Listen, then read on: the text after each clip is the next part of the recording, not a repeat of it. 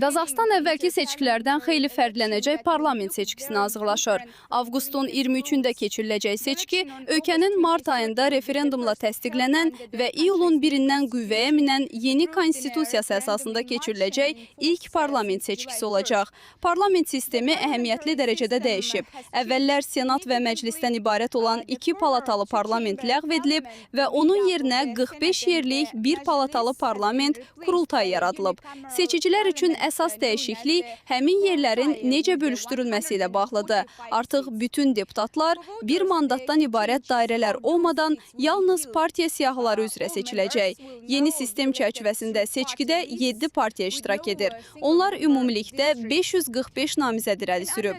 Namizədlər arasında 172 qadın var. Namizədlərin orta yaşı 45-dən bir qədər çoxdur. Onların arasında əsas yenilikçi siyasi qüvvə Ədalət Partiyasıdır. Partiya iyun ayında qeydiyyatdan keçərək son 3 ildə rəsmi qeydiyyat alan ilk yeni siyasi təşkilat olub.